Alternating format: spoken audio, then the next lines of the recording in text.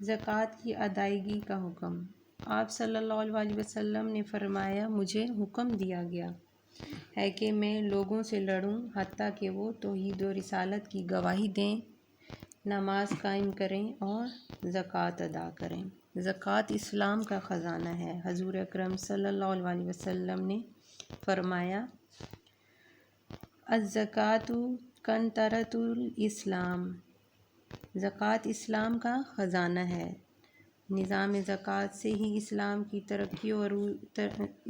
ترقی اور عروج ملتا ہے، غریبوں کی مدد ہوتی ہے اور معاشرہ خوشحال ہوتا ہے۔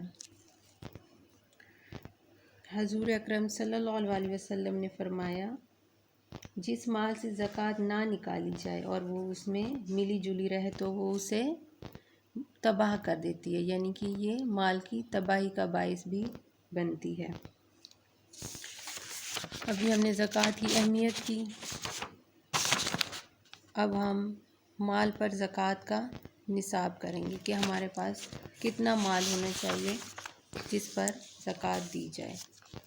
مال پر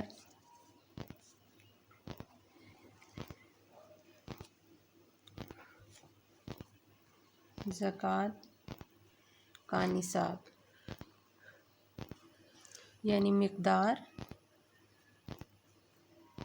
اور مدت۔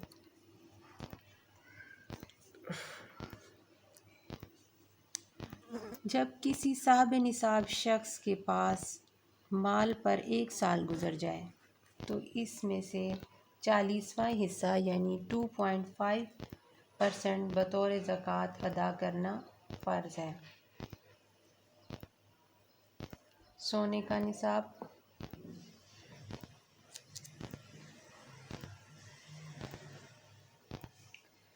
سونے کا نصاب 7.5 تولے ہے، 7.5 7.5 تولے سونا۔ چاندی کا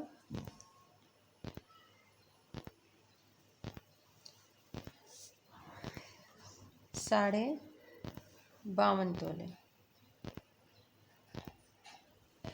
چاندی آپ کے پاس 52.5 تولے ہو تو زکوٰۃ فرض ہے۔ مال و دولت اور نقدی کی صورت میں سونے یا چاندی کے نصاب کی بازاری قیمت کے برابر مالیت ہونی چاہیے۔ آگے آتے ہیں ہم زرعی پیداوار پر۔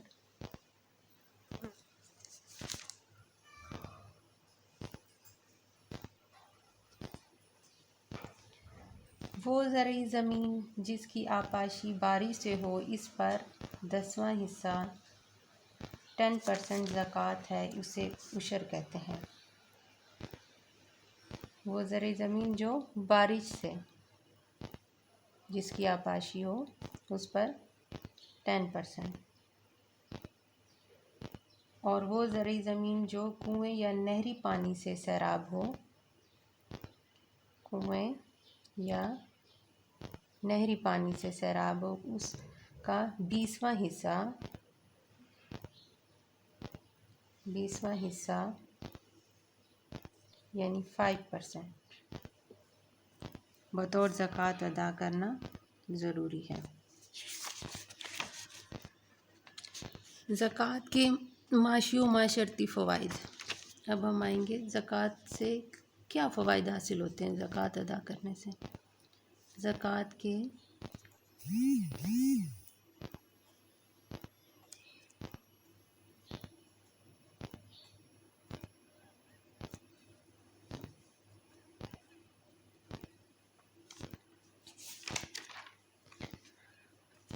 نمبر 1، گردش دولت، اس سے دولت گردش میں رہتی ہے۔ زکوٰۃ کی وجہ سے دولت چند ہاتھوں میں رکنے کے بجائے گردش میں آ جاتی ہے، بلکہ امیروں سے غریبوں کی طرف جاتی ہے، جس سے معاشی توازن پیدا ہوتا ہے اور مضبوط معیشت اور مضبوط ملک وجود میں آتا ہے۔ نمبر 2، اس سے غربا کی کفالت ہوتی ہے۔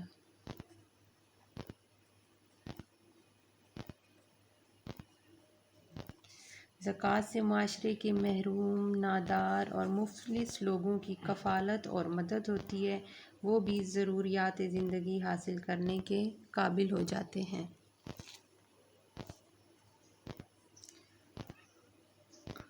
آگے نمبر 3 پہ آئیں گے ہم، محبت و ہمدردی۔